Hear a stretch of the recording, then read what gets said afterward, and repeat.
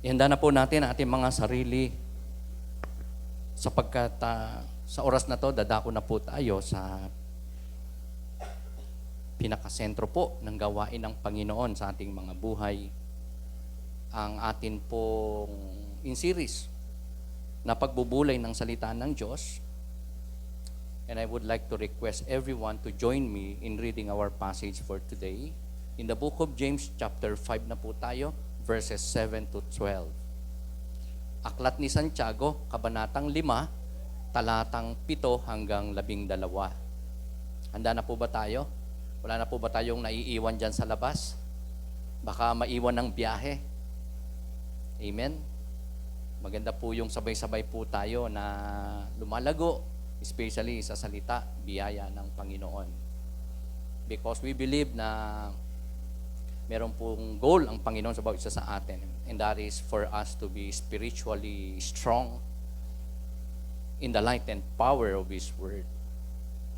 So, kung naroon na po kayo, aklat ni Santiago, kabanatang 5, simulan po natin ang pagbasa sa talatang 7. Ang segment title po nito, Pagtitiyaga at Pananalangin.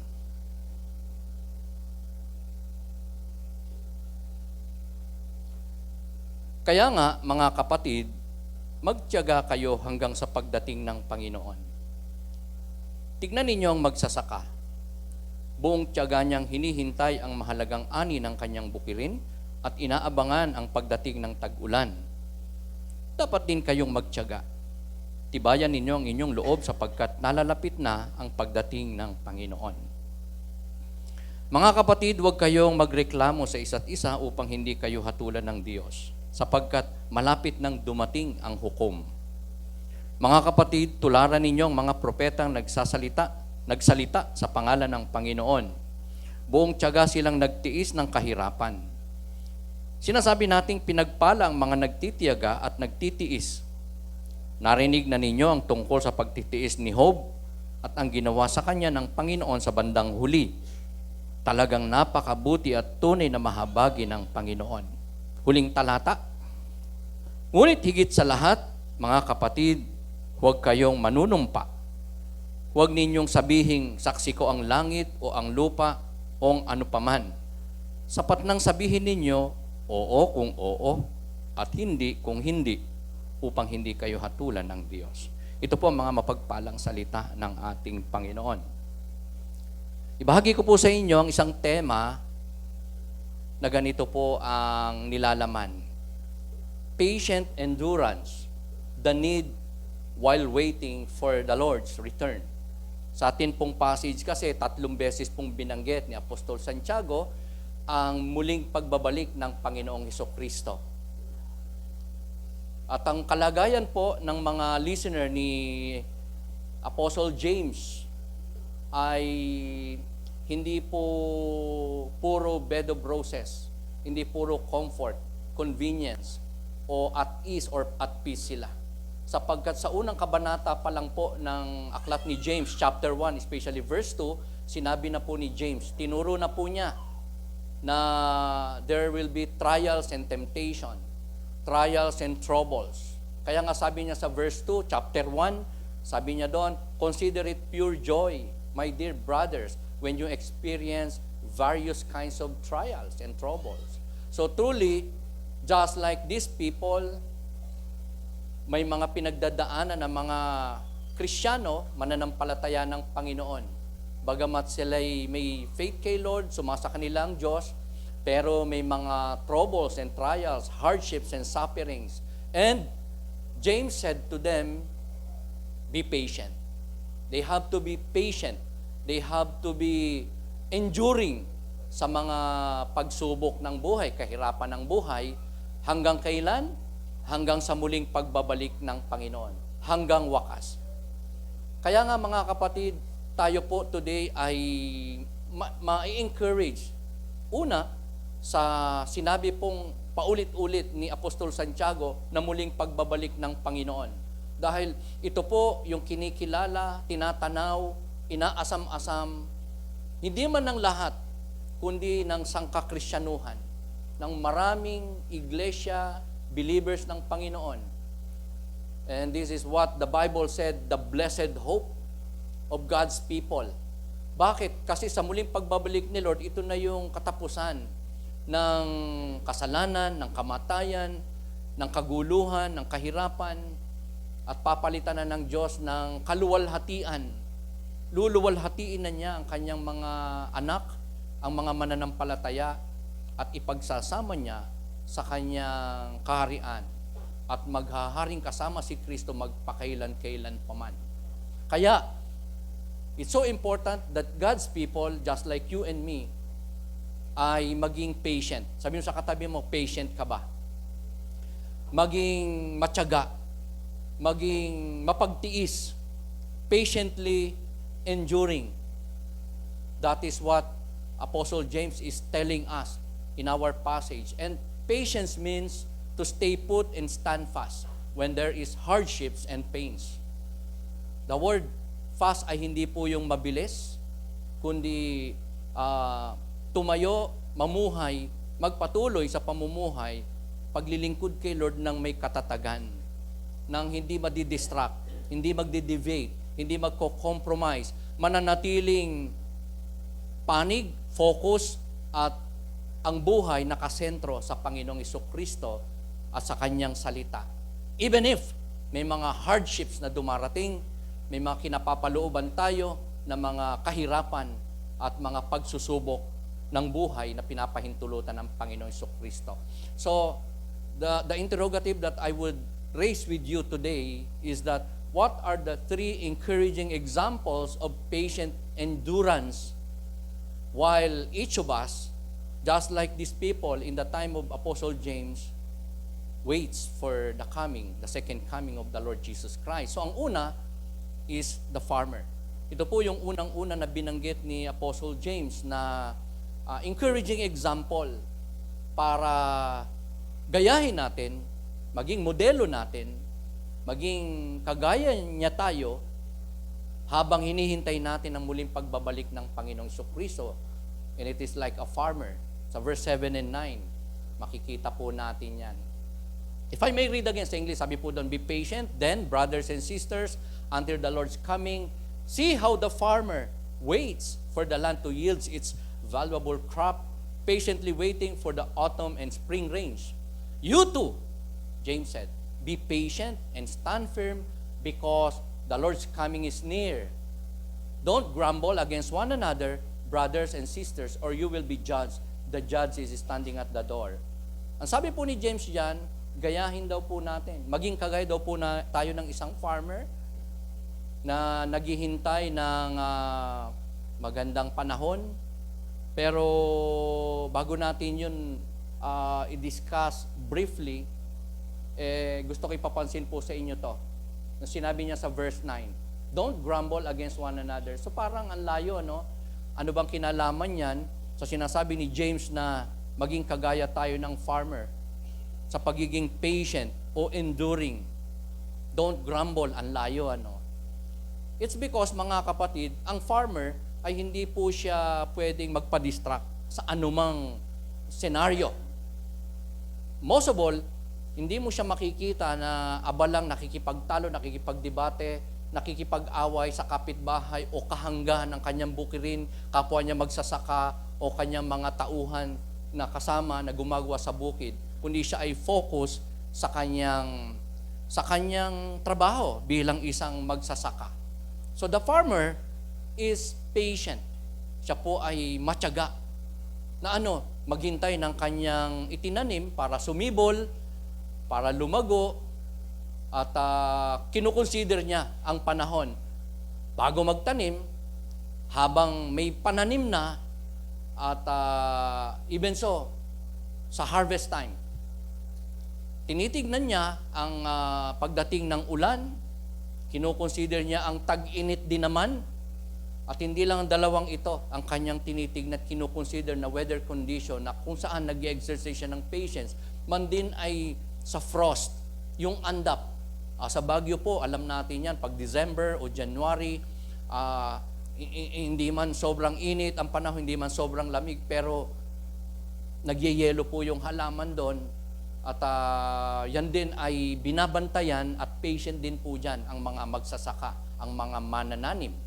More so, ang mga farmer ay so patient sa paglago, hindi lang pagsibol, kundi paglago and most of all, pamumunga ng kanilang mga pananim. Bakit? Napaka-precious po kasi. Ito ang pinaka-precious sa mga magsasaka, yung bunga, yung harvest time. And it is worth waiting for. Are you with me? Kung meron sa atin magsasaka o kaya nagtatanim sa bahay, hindi man gulay o seed-bearing fruit-bearing trees, kahit 'di ba halaman lang o bulaklak, 'di ba? Yan ang hinihintay mo. Mamunga, mamulaklak, lumago at nang meron kang pakinabang. That is so precious sa mga manananim magsasaka. And ang sabi ng Galatians 6:9, in due season we will reap a harvest if we do not give up. So, applying this principle, characteristic ng isang farmer sa buhay ng mga listener ni James, it seems that James is implying na kailangan nilang maging matyaga. Saan? First and foremost, sa paglilingkod sa Panginoon, sa pagsunod sa kalooban ng Diyos. Sa pagbabata, most of all, sa anumang ipapahintulot ng Diyos ng mga senaryo, pagsubok, kahirapan, persecution, opposition, at mga iba't ibang klase pang pains and sufferings na pwedeng daanan ng mga mananampalataya such as you and me. At ang kanyang encouragement, just like Apostle Paul, may harvest time at may rewarding ang magsaka, rewarding ang magtanim, rewarding ang maglingkod sa Panginoon, regarding ang maghasik ng salita ng Diyos, rewarding ang mag-disciple, rewarding ang mag-witness, rewarding ang lumakad sa daan ng Panginoon. Yan po ang sabi ng Galatians 6:9. Paul said, kung hindi man immediate ang reward, ang blessing ng Diyos sa iyong ginagawang kabutihan pagsunod sa kalooban ng Diyos, in due time, there will be time that you will really harvest the fruit of your labor. Sa trabaho, sa pagpapamilya, sa pagiging magulang, pagiging anak, pagiging mamamayan, meron po tayong mga kalooban ng Diyos na dapat pong hindi lang maalala, kundi palagi at patuloy ginagawa.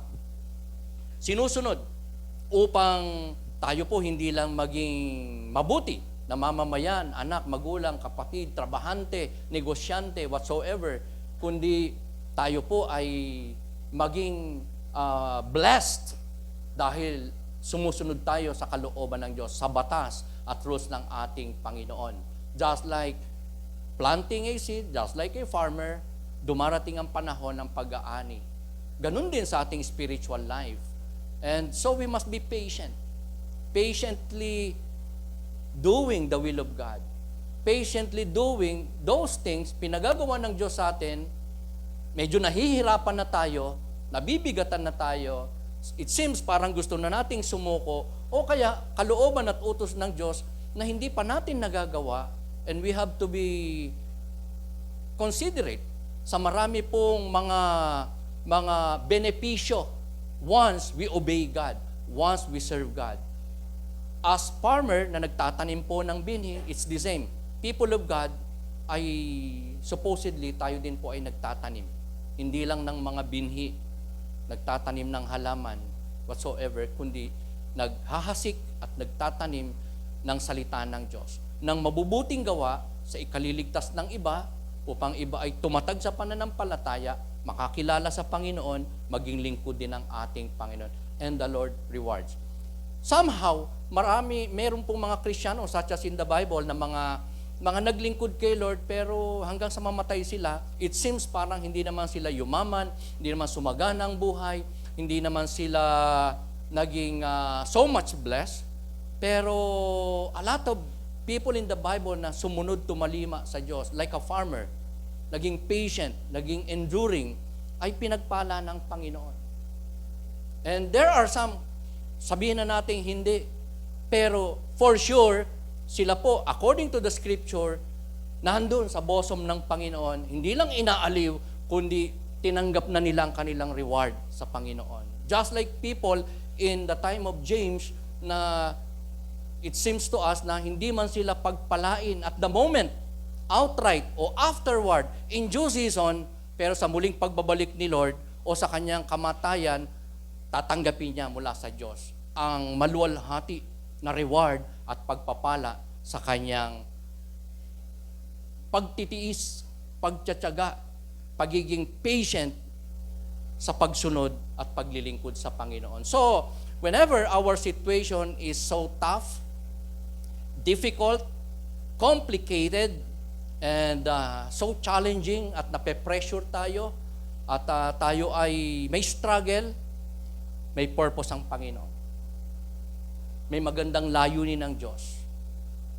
Yan ay, yung tayo po ay maging mabunga. Sabi mo sa katabi mo, magiging mabunga ka. In the midst of trials, hardship, pains, troubles of life, as a believer, servant of the Lord. Bakit? Yan kasi yung panahon na magagawa mo ang kalooban ng Diyos. And the Lord will bless you. If you respond according to His will sa iyong hindi maganda na situation in life. And yan ang sitwasyon na kung saan kapag ka nakasunod ka sa kalooban ng Diyos sa iyong pinagdadaanan, kinapapaloobang kahirapan, trouble, may nag-o-oppose sa iyo, may nagbabaliwala sa iyo, merong nagpe-persecute sa iyo, meron sa iyong hindi gumagalang, meron sa iyong hindi nakikinig, hindi nagkakalob na iyong karapatan. The Lord wants you to be fruitful as you apply His word and will sa iyong situation. So, ito po ay pagkakataon na ang Diyos po ay nakakakilo sa ating buhay. Na tayo po ay hindi lamang gawing malago, mabunga, man din ay malilok niya ang atin po mga characters, ang ating mga kaisipan, ang ating puso, ang ating gawi, ang ating attitude, ang atin pong way of life. If there are somewhat unacceptable before Him, sinful habits, ay na-address ng ating Panginoon once He allowed us to experience trials, troubles of life. And the afterward result ng mga pagsubok ng Diyos, pinapahintulot sa ating buhay, sa buhay ng mga mananampalataya, ay fruitfulness. Di po ba yan ang sabi ng Scripture?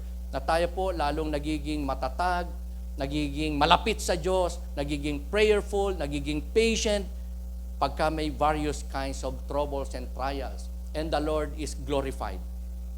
So, nais ng Diyos, mga kapatid, na tayo maging mabunga. In the area na ang Diyos ang maluluwalhati, yan ay kung patuloy at all the more na yayabong ang manifestation ng Holy Spirit sa ating mga buhay, and that is the fruit of the Spirit.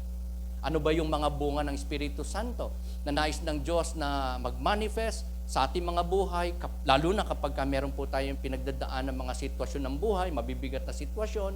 Yan po ay yung siyam na bunga ng Espiritu: love, joy, peace, patience, kindness, goodness, faithfulness, gentleness, and self-control.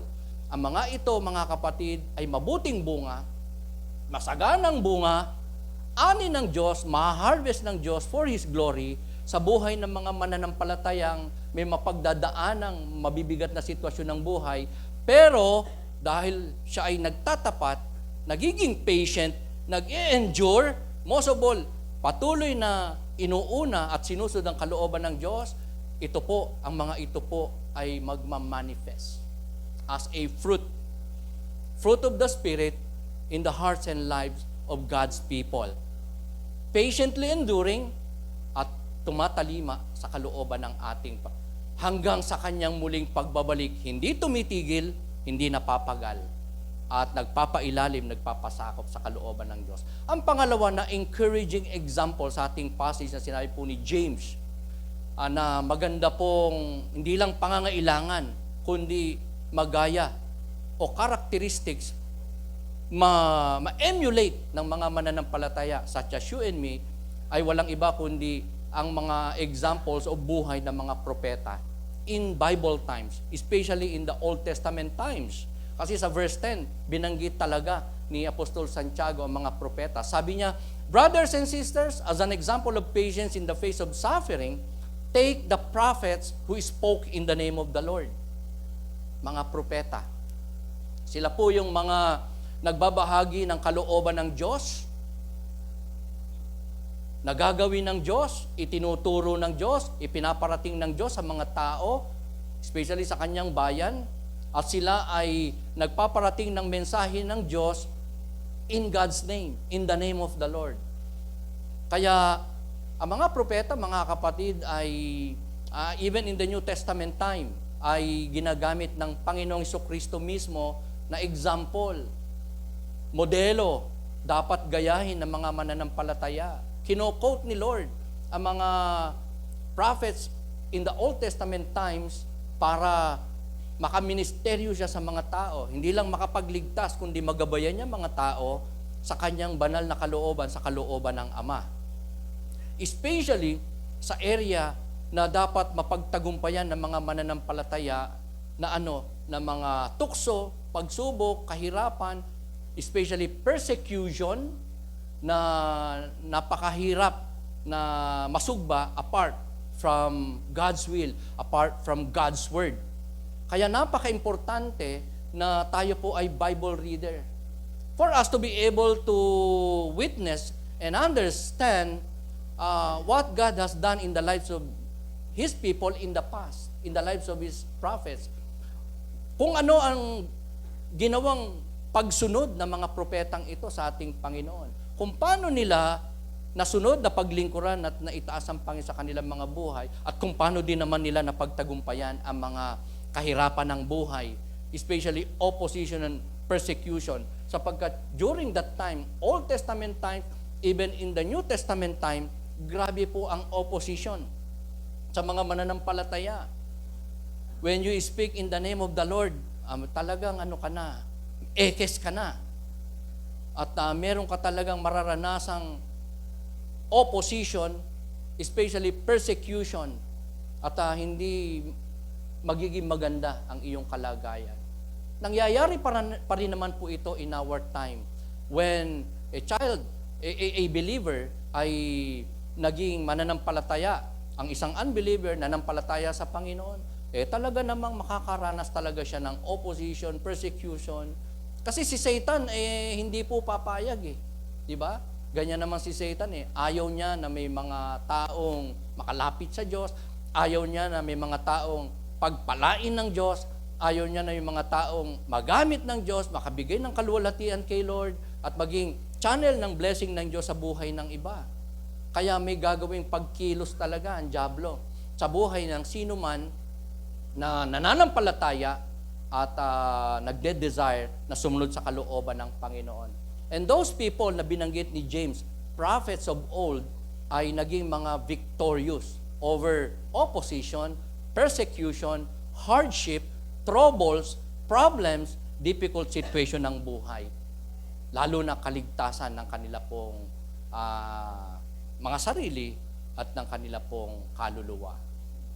And yet, mga kapatid, those prophets na naglingkod sa Panginoon may katapatan, ni-reward ng Panginoon, pero kung mababasa natin, if you're going to read the Bible, if you're a Bible reader, mapapansin mo na sila ay, pinagpala, pero hindi sila naging exempted sa mga troubles, problems, opposition, persecution, difficult situation. Sila po ay may mga naging sufferings. Okay, sino sa atin ang parang ganon? Hindi man ganun-ganon ang ating naranasang sufferings, persecution, hindi ganun ng extent, pero somehow, there are times tayo po ay mistreated and we suffer. I remember, lalo na sa mga bagong Kristiyano o sa mga kahit matagal na pero talagang grabe ang commitment na binibigay sa Panginoon, it's likely na makakaranas ka talaga ng persecution, opposition, sufferings. I remember nung ako po ay nagbalik loob sa Panginoon, 1994, iniwan po ako ng lahat ng aking barkada, ng aking mga kaibigan. Hindi po nila nagustuhan. Ako po'y tinutuya, ako po'y iniinsulto, ako po'y pinagtatawanan, nilayuan, at nililibak. Grabe po talaga. And nung ako mag-full-time, mga kapatid, nung tumugon ako sa panawagan ng Diyos na ako ay magpastor, na parang ayoko na gusto ko, pero dahil yung mga parang, yung mga worries ko, yung mga fears ko, in-overcome ko by faith, nag-step of faith po ako, nag-full-time po ako. Marami po ang nagsabing ako'y nasiraan ng ulo, na ako ay bobo, na ako raw po ay hindi praktikal, ako po ay pinagtawanan. Maging ng mga matatalinong tao, meron pa nga principal, nagsabi sa akin, nag-resign ka na sa trabaho mo. Anong ginagawa mo yung trabaho? Full-time pastor po. Pinagtawanan po ako at ang sabi sa akin ay, gumanon po siya sa aking harap. So, hindi madali. Even if those prophets, ikaw, ako, ay sumusunod sa kalooban ng Diyos, naglilingkod sa Panginoon, will still experience suffering, persecution, opposition, difficult situation. Are you with me?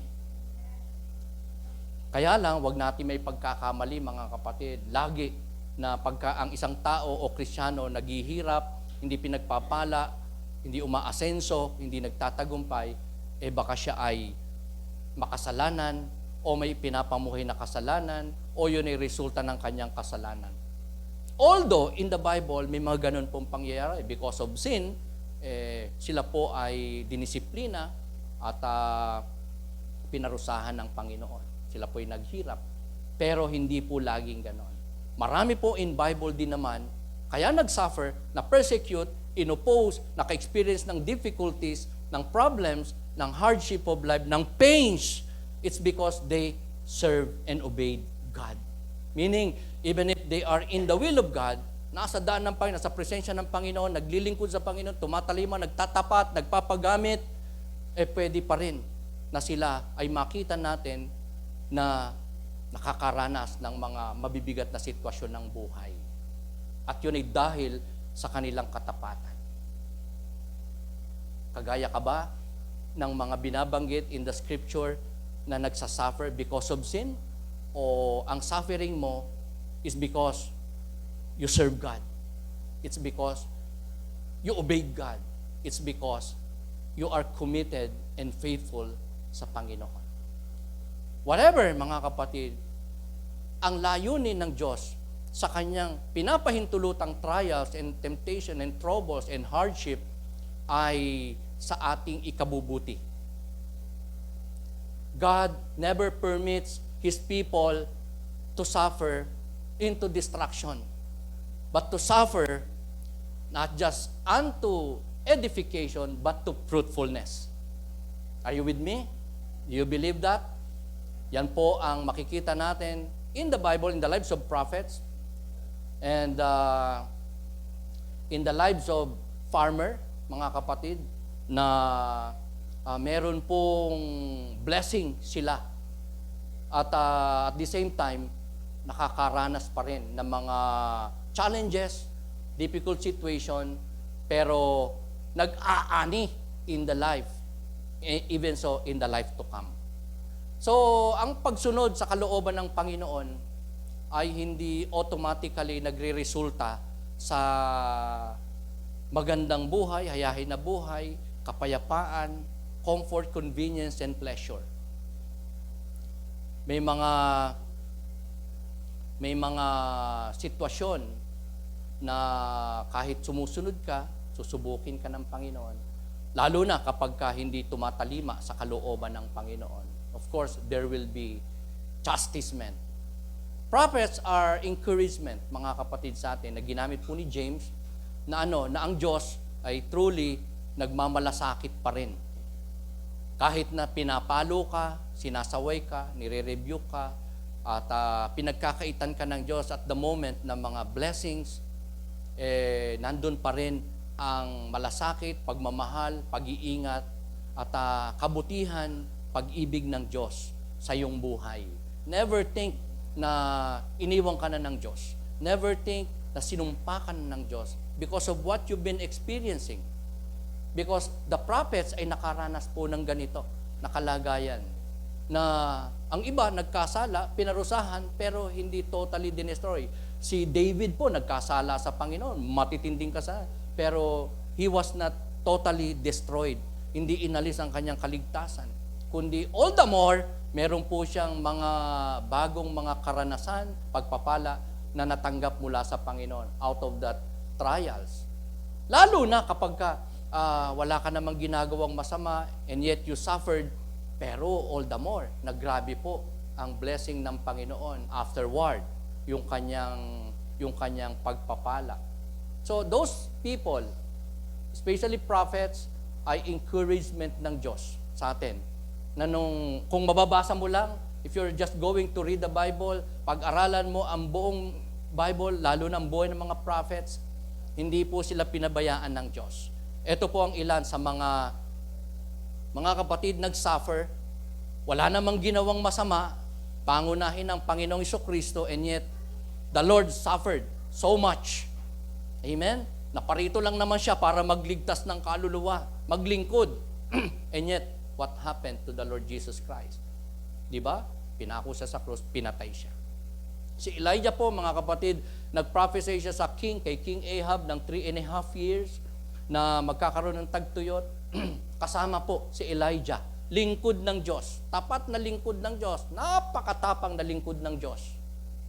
Kasama po siya, nag-suffer sa 3.5 years of famine. Si Jeremiah po, naglilingkod sa Diyos. Tinawag ng Diyos, nag-respond by faith. And yet, siya po ay inakusahan na traidor sa kanyang bayang Israel. Kasi kanya pong ipinangaral na sasakupin tayo ng ganitong bansa, ganitong mga tao, dayuhan, kaya kailangan nating magbalik loob sa Diyos. At pag dumating yung mga mananakop na yan, tayo po ay magpailalim sa kanila kasi servants po ng Diyos yan. Gagamitin ng Diyos yung bansa na yan, mga tao na yan para tayo ay parusahan, disiplinahin. So, the Lord's will is for us to submit to that authority na magro-rule sa atin, sasakop sa atin. Kaya napagbintangan po siyang traidor. Ang ginawa ng mga tao, inihulog siya sa isang abandonadong balon para mamatay. Pero, ang Diyos po ay hindi nagkulang sa kanya. In that siya po ay sinuplayan ng Diyos ng pagkain. Siya po ay pinotektahan ng Diyos. Kasi during that time, nakakulong po siya in that in that prison cell. Winasak po ng Babylonians ang Jerusalem. Na-spare po siya. Inilabas siya sa kulungan na yon at pinagpala po siya ng Panginoon. So, marami pong lingkod ng Diyos in the Bible. Si Ezekiel po, mga kapatid, ay nangaral lang ng salita ng Diyos. Pero siya po ay nakaranas ng grabing opposition, persecution, personal sufferings, lalo naman si Daniel. Diba? Nasubukan kanyang pananampalataya at hindi po siya nag-compromise. Ang sabi ni Haring Nebuchadnezzar, bawal mag-pray.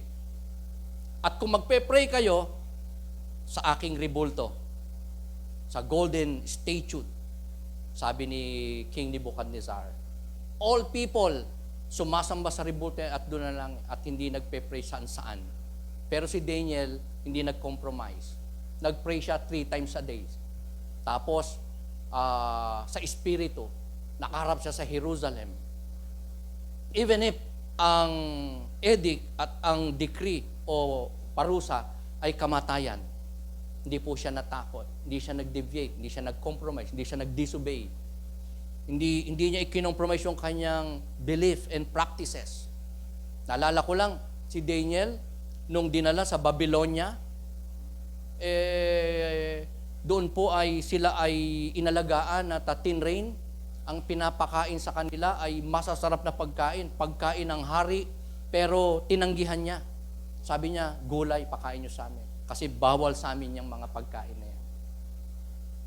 Even sa diet pa lang, pinaglaban na niya ang kanyang practice, ang kanyang belief, ang kanyang faith. Lalo na, yung pagsamba sa Diyos-Diyosan. Yung pagpipray, hindi niya tinigil. Kahit utos ng hari, binali po niya.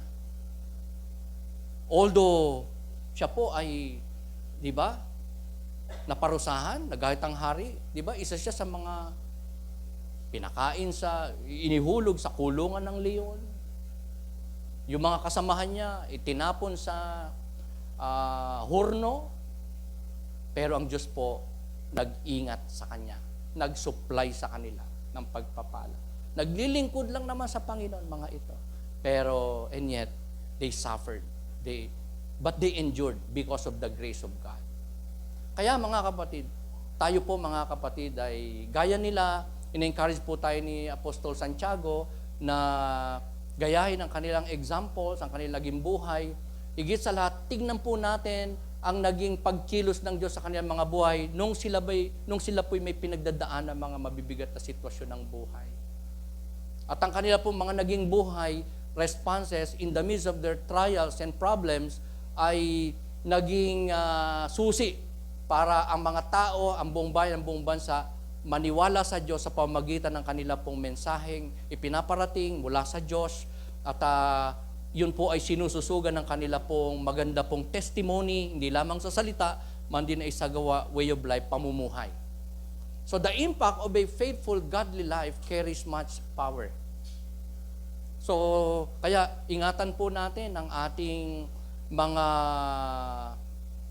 pamumuhay na maging consistent po tayo sa ating faith, sa pagsunod natin sa kalooban ng Diyos, sa mga utos ng ating Panginoon, dahil kung hindi man po tayo makapagsalita, makapagbahagi ng Word of God sa iba, kung nakikita nila na tayo po ay namumuhay ayon sa kalooban ng Diyos, malaki po ang impact noon na kabutihan sa buhay ng iba, ng ating pamilya, kapitbahay, ng mga kaibigan, kakilala, kasama sa trabaho, mga kaklase, kung nakikita nila na tayo po ay lumalakad sa daan ng ating Panginoon. Nag-glorify po ang Diyos. At nakakapag-witness po tayo sa kanila more effectively because of our actions, not just with our words, but our way of life. So, the better we know the Bible, the more God can encourage us. So, mga propetang binanggit po na encouraging example para tayo po'y maging patiently enduring hanggang sa muling pagbabalik ni Lord in the midst of trials and adversities and problems ay napaka-importante. Sabi mo sa katabi mo, basa ka araw-araw. Amen? Magbasa ng Bible araw-araw. Because dyan po tayo makakakuha ng marami at sobrang encouragement. Amen? Lalakas ka, tatalino ka, papayapa ka, magiging mapalad ka, magiging malapad ka din, di ba? Tataba ka, di ba? Marami kang makakain, sasagana ang buhay mo. Amen? Mawawala yung mga wrinkles, okay? Kasi lagi ka nang nakangiti, di ba? Ewan ko kung kakapal pa ang bangs. Hindi ko mapal ang bangs ko, panipis ng panipis. Amen? The better we know the Bible, the more God can encourage us. So maraming Christian, pagka depressed, pagka may problema, minsan hindi sa Word of God tumatakbo. Hindi sa prayer tumatakbo. Amen? Nililibang ang sarili. Nanonood na lang ng kung ano-ano. Lalabas na lang. Makipaghuntahan. Pupunta ng mall. Mamamasyal. Ang dami. As if, doon, makukuha ang kalakasang kailangan. But today, James is telling us, mga kapatid, na ang encouragement natin ay masusumpungan natin sa mga examples ng mga lingkod ng Diyos in the Bible, na pagka nakilala natin sa pamagitan ng pagbabasa ng salita ng Diyos, ay hindi lang makaka-encourage sa atin. Makakapagbigay sa atin ng lakas, talino, direksyon, gabay, wisdom, and victories over trials, troubles, hardship, inconveniences of life. Magiging patiently enduring ka. Sabi mo sa katabi mo, magiging pasensyoso ka sa mga kabigatan ng buhay, problema ng buhay. If we know the Bible. The last but not the least, na encouraging examples ni Apostol Santiago na dapat nating malaman today, ma-remind tayo at ating pong magaya, mga kapatid. Aside from the farmer, the next is prophets. Ang pangatlo po ay si Job. Hindi po Job, ha? Hindi po yung Job, ha? Lagi tayo na-Job. Job, si Job sa Tagalog, mga kapatid. Verse 11 to 12, if I may read. Sabi po dyan, as you know, we count as blessed those who have persevered. And you have heard of Job's perseverance. Ayan po, hinighlight ko in blue na kulay. And have seen what the Lord finally brought about. The Lord is full of compassion and mercy. Above all, my brothers and sisters, do not swear, not by heaven or by earth or by anything else. All you need to say is a simple yes or no. Otherwise, you will be condemned. Balikan ko lang to, mga kapatid, bago ko pong makalimutan. Sabi ni James, isa sa mga encouraging example para maging patiently enduring tayo sa mga pagsubok, kabigatan ng buhay, hanggang wakas, hanggang sa muli pagbabalik ni Kristo, ay sa pamamagitan ng buhay ni Job. Yung katyagaan ni Job. Pero bago natin puntahan yon, gusto ko munang i-share sa inyo tong kasunod na talata. Kasi again, ito po'y kakaiba rin. Magtataka kayo kung bakit siningit ni James to. Sabi ni James, above all, my brothers, do not swear, not by heaven or by earth or by anything else. All you need to say is a simple yes or no. Anong kinalaman yan sa encouraging example na dapat nating malaman, magaya kay Job, na siya ay nag-persevere sa grabe niyang pinagdaan ng mga pagsubok at kabigatan ng buhay, kahirapan ng buhay. At tapos sinabi ni James, above all, do not swear. Just say yes, kung yes, no, or no. Ang layo, ano po? Kasi mga kapatid, ang isang tao just like Job, just like you and me, na pag nakaranas ng mga mabibigat na sitwasyon ng buhay, is so possible and so prone na makapagsalita ng masama o kaya magkaroon ng vows o kaya ay merong sabihin sa Diyos, itanong sa Diyos, questionin ng Diyos o maging complain. Kaya sinasabi dito ni Apostol Santiago, do not swear. Kasi may mga tao pong nagsabi na, Panginoon, na ako po ay padala nyo ng maraming pagsubok para ako'y tumatag. Ayan. Pero nung pinadala, naglag, di ba? Bagsak. Dali nyo po ako sa inyong kaharian, sa inyong kalooban. Pero hindi madali, di ba? Hindi madali ang makapunta, makarating sa kalooban ng Diyos. Somewhat nagsasalita ng isang bagay na hindi maluwag sa kanyang kalooban, hindi talaga niya gusto, hindi siya committed na gagawin, panata, vow, commitment, o mga salita na in contrary pa nga sa kalooban ng Diyos. So kaya sinabi po ni Santiago, do not speak, do not swear, do not make a vow na hindi mo naman talaga na gagawin dahil susumpain ka ng Diyos. Condemnation ang darating sa iyo. Sabi mo lang oo kung oo, hindi kung hindi. So mga kapatid, ang perseverance ni Job ay glaring encouragement and example ni Apostol Santiago sa mga mananampalatay during his time, as well as to you and me. And that is really, really true, mga kapatid. Dahil kung wala pong naging trial si Job, do you think ma-exercise niya o siya ay all the more mamomold na maging persevering? Of course not. No perseverance pag walang trials. Sino may trial sa atin? Yan, may mga nagtaas ng kamay. So kung may trials ka, meron kang pwede maging katatagan, pagtatag, paglago. Amen? No victories without battles. Are you with me? Siyempre, kailangan magka-battle ka para magtagumpay ka.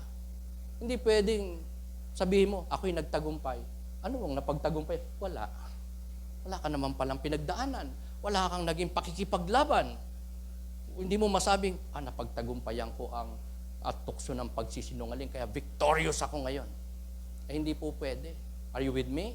Na hindi tayo nakaranas ng struggle, ng opposition, ng persecution, ng hardship, ng difficulties, ng pressure, ng personal na sufferings. Hindi po tayo pwede magkaroon ng victory apart from those negative situation of life. Kaya nga, hindi natin dapat nire-rebuke ang mga mahirap na sitwasyon ng buhay. Dahil diyan nakakakilos ang Diyos para tayo lalong hindi lang tumatag, maging marunong, maging equipped, maging prepared, kundi maging mabunga. Are you with me? So if you want blessings, carry the burden and fight the battle. Can you say amen? Sino po ang gusto ng pagsubok? Ayan, may blessing ka. Sino may gusto ng blessing? Harapin mo, pagtagumpayan mo, huwag mong isyan, kundi i-welcome mo at i-address mo ng ayon sa kalooban ng Diyos ay yung mga struggles, burdens, trials, hardship, inconveniences in life. Can you say amen? That's the way para tayo po'y maging mapalad. Because blessings come in the midst and after trials. Dito po ay makikita natin to mga kapatid, na ang pagpapala, kailan dumarating? Kailan darating ang pagpapala sa buhay mo? Alam mo ba kung kailan? Number 1, in the midst of trials. Kung may pinagdadaanan ka ngayon, maaring immediate, as you experience, as you suffer for your trials, struggles, burdens, heaviness, maranasan mo agad. In the midst of your trials, ang blessing, ang strength, ang wisdom, ang provision. Bakit? Sa 3 Hebrew children, mga kapatid, yung si Shadrach, Meshach, and Abednego, mga sanggang dikit ni Daniel, di ba? Itinapon po yan sa hurno, sa naglalagablab na apoy. Kasi ayaw nilang sumamba doon sa rebulto ni Nebuchadnezzar. Milyon ng tao nakayuko, nakaluhod at sumasamba sa rebulto. Sila lang 3 yung nakatayo. Kitang-kita. Huling-huli. Ano ginawa? Ang parusa, itapon sa naglalagablab na apoy. You know what happened? Sabi nung hari, babay, teka, 3 lang yung tinapon natin doon, ba't 4 yung nandun? Aba, nagkukwentuhan pa at palakad-lakad sa gitna ng apoy. In the midst of the trials ng 3 Hebrew children na to, there was blessing. Amen? Immediate. Kinatagpo ng Diyos ang kanyang pangailang in that death-defying na situation, mga kapatid. Sila po ay sinuplay ng Diyos ng kaligtasan. Hindi nga daw nasunog yung damit, hindi nag-amoy apoy o usok, at lumabas sila doon na victorious at nag-glorify ang Panginoon. At na-evangelize, hindi lang yung hari, buong bansa. Nagbigay kasi ng edict ang hari, mula ngayon, ang sambahin nyo, yung Diyos ng 3 ito.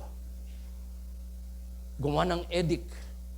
Ang hindi kumilala, sumamba, maglingkod sa Diyos ng 3 ito. Patayin. Grabe, na-evangelize sila.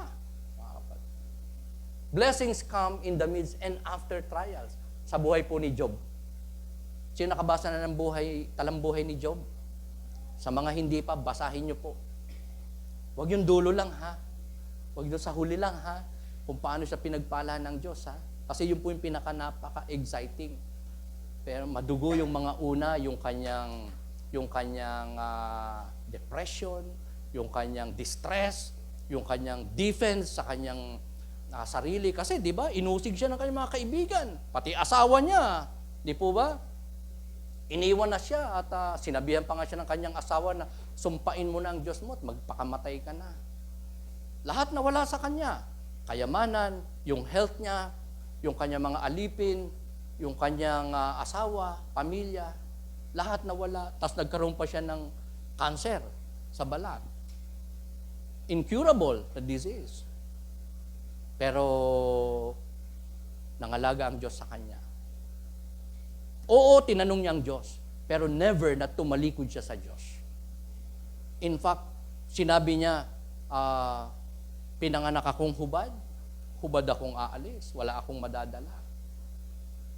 So at the end of his life, in the last chapter ng Book of Job, doon po natin makikita na ang Diyos nagkakaroon ng pagpapala kung hindi in the midst of your sufferings and trials, after. Who can testify to that?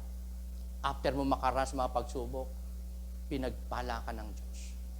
Nakita mo yung plano ng Diyos. Nakita mo yung pagkilos ng Diyos. Amen? Ayan. Job lost his wealth, health, children, wife, and friends against him.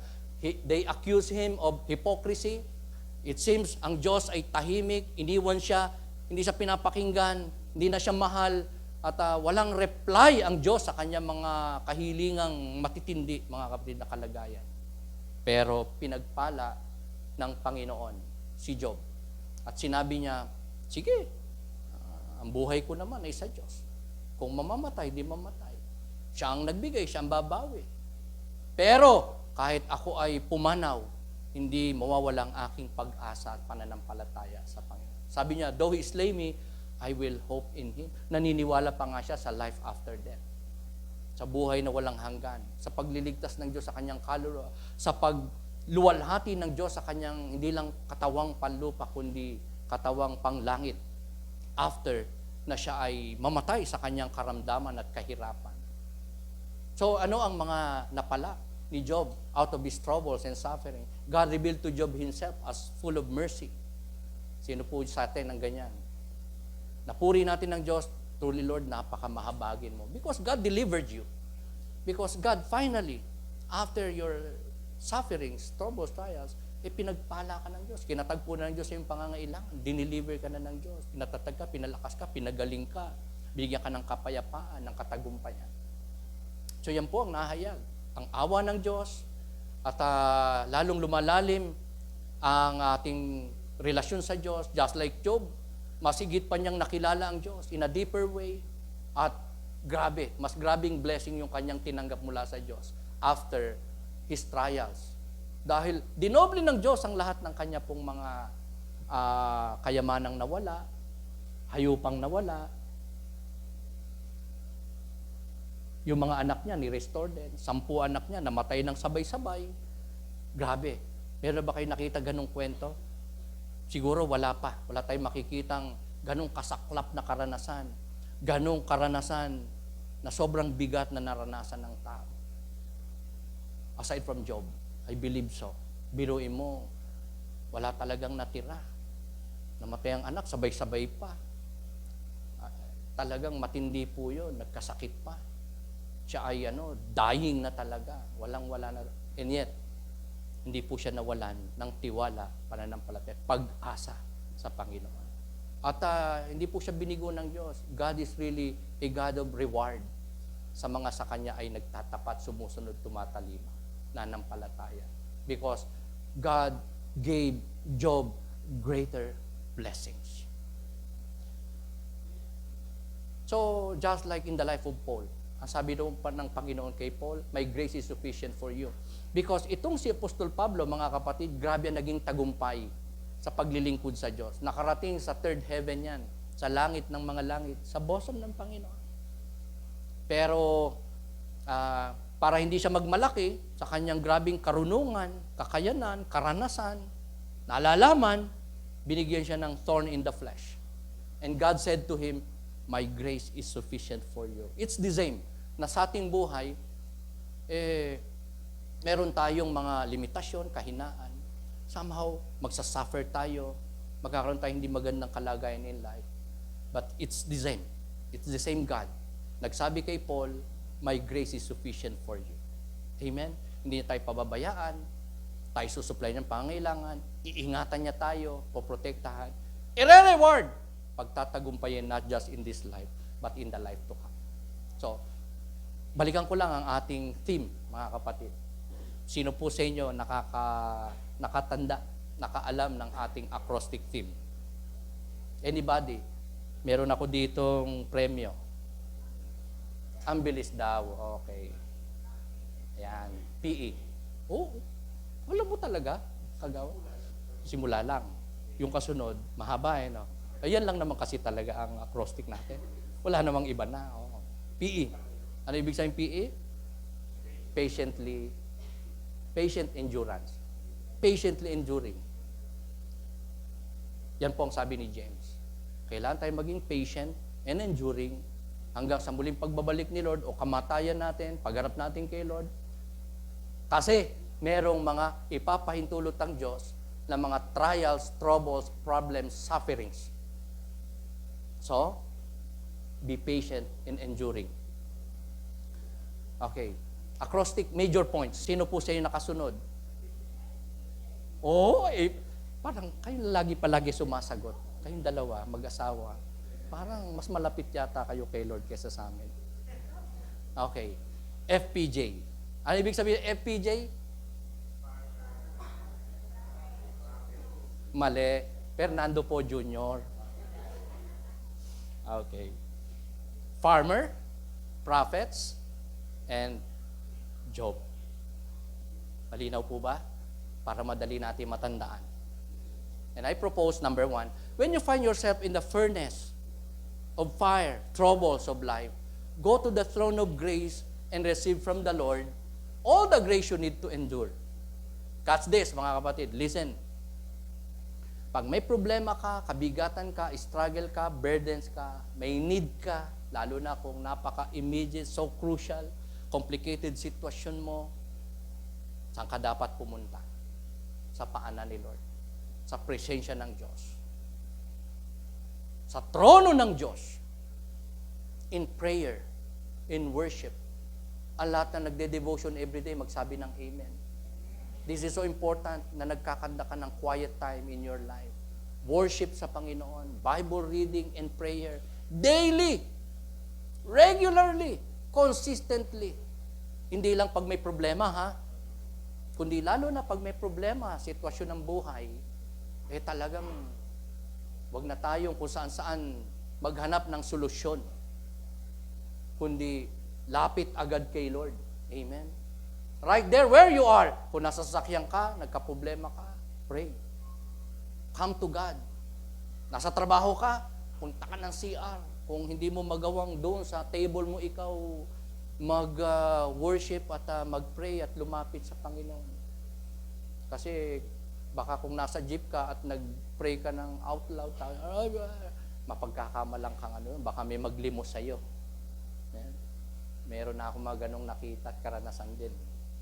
So, kahit sa isip mo lang, you can immediately come to the throne of grace of God and receive all the grace that you need kung uunahin mo ang Panginoon. Lalo na kapag meron kang sitwasyon in life. Pastor Vic, paano kung wala? Hayahay. Blessed naman ako. Lalapit ka din. Araw-araw, palagi. Napasalamatan mo na si Lord kanina kasi blessed ka. Pagdating ng 10:00, pasasalamatan mo siya kasi God is good really in your life. Minsan di ka lang isang beses, kundi paulit-ulit mong pasasalamatan ng Diyos for a certain blessing, for a certain answered prayer ng Diyos sa iyong buhay, for the provision, protection, enabling victories na binigay ng Diyos sa iyo. And you're happy and you're blessed with the Lord. So, lapit ka pa rin kay Lord.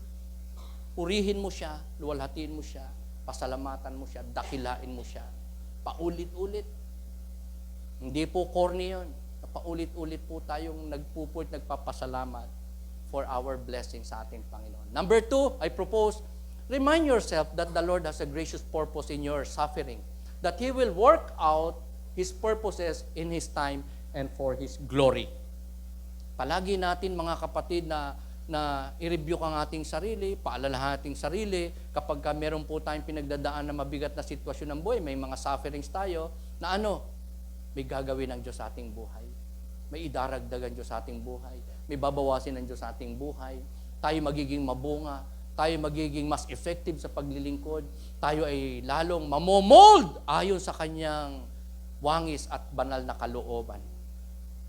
In His time, kung hindi man immediate, in the midst of our sufferings, trials, troubles, after, really, tayo po ay mapapansin natin, merong ginawa ang Diyos Merong pong pagpapala ang Diyos at yun ay kaluwalhatian niya na sinasabi natin, thank you Lord, glory to you.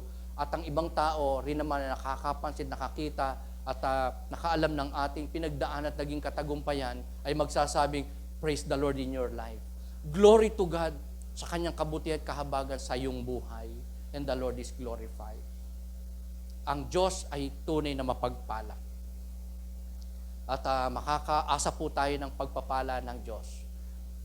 Lalo na sa panahon na meron po tayo mapagdadaanan in life. So anong dapat nating gawin mga kapatid? Once again, allow me to share with you our things to do.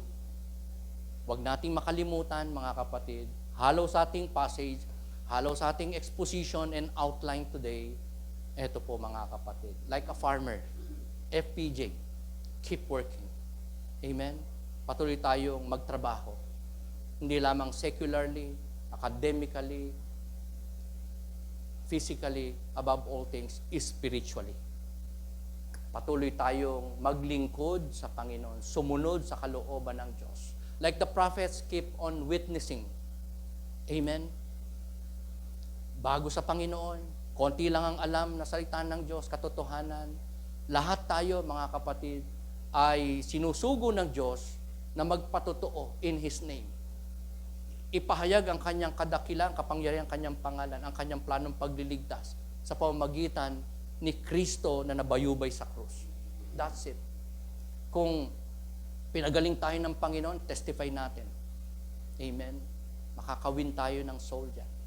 Kung tayo po ay pinagpala in life, ipatotoo natin, dahil sa Diyos, tayo po ay nagkaroon katagumpayan at kasaganaan. Like Job, keep on waiting. So I believe, tayo po ay meron ding mga matagal nang hinihintay, pinagpe-pray, at seemingly mga blessings na gusto pa nating maranasan, makamit, at wala pa at the moment. Not just keep on working and witnessing and serving God, but keep on waiting. Be faithful. Be patient. Amen? Be enduring. Be patient. Hanggang kailan? Hanggang sa muling pagbabalik ng ating Panginoon. Can we say amen? Let's rise up. Magpasalamat po tayo sa ating Panginoon. Salamat po, Panginoon, sa inyong mensahe sa amin today. Salamat po sa reminder nyo sa amin, sa inyo pong dinagdag na katuruan sa amin. Even so sa inyo pong review. Salamat po dahil pinakita nyo sa amin ang aming naging pagkukulang, kahinaan, ignorance and arrogance before you. Thank you once again for guiding us by your word, by your servants, by your people, by your principles, Panginoon, declared to us today. We seek your forgiveness, Lord, sapagkat may mga panahon naging impatient po kami. Naging padalos-dalos kami sa pagdidesisyon, pagsasalita, in our actions, in our speech. Lord, we pray, pagkaluban niyo kami, Panginoon, ng puso at kalakasang hindi lang po malaman na inyong kalooban.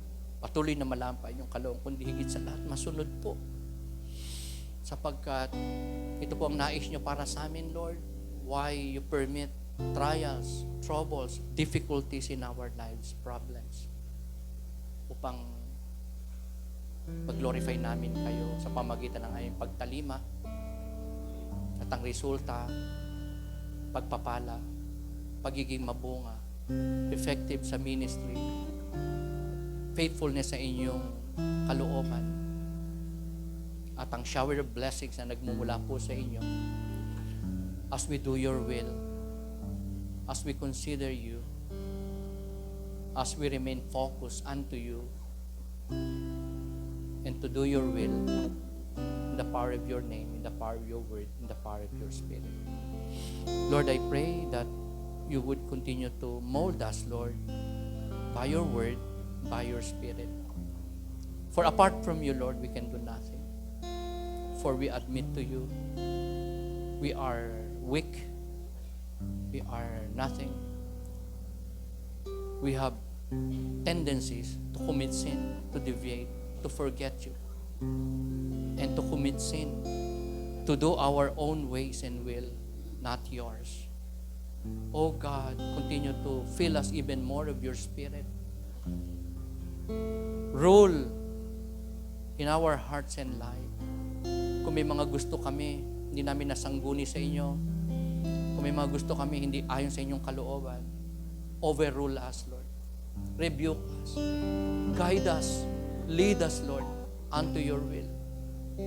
Kung kami nagkakamali ng mga pananaw,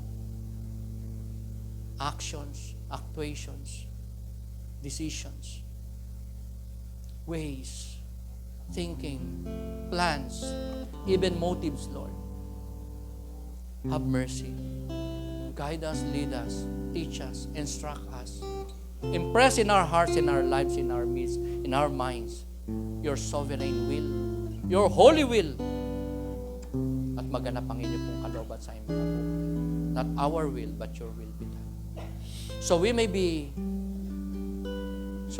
glorified, Lord, in our life. We may be pleasing in your sight. And we may be worthy to receive blessings that comes from you, our Most High.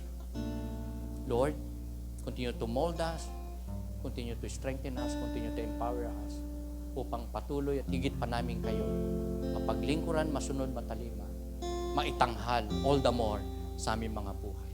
Maraming pong salamat kayo na pong bawat isa sa amin. Pagpalain niyo po mga kapatid na nariritong hindi lamang po nakinig, kundi bukas ang puso. Pinatuloy kayo. Kayo ang patuloy na inaanyayahang maghari, masunod sa kanyang mga buhay.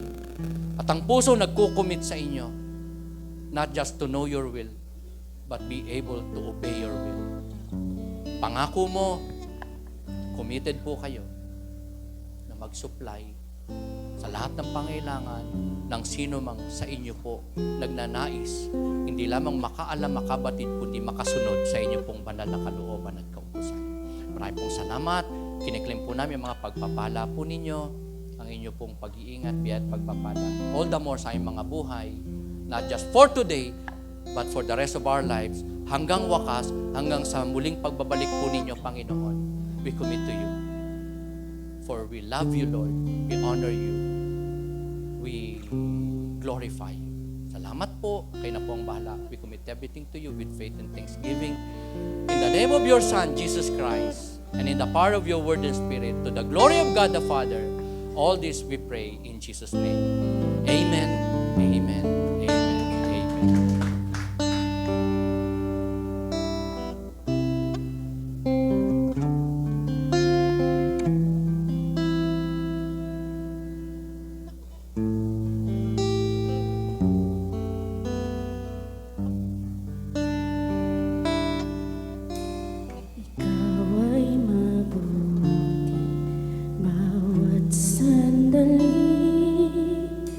Sa habang buhay ay mananatili,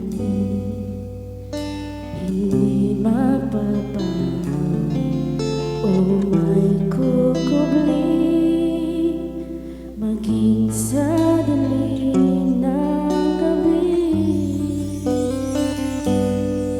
Sandigang matindi ang iyong pangako, lakas at pag-asa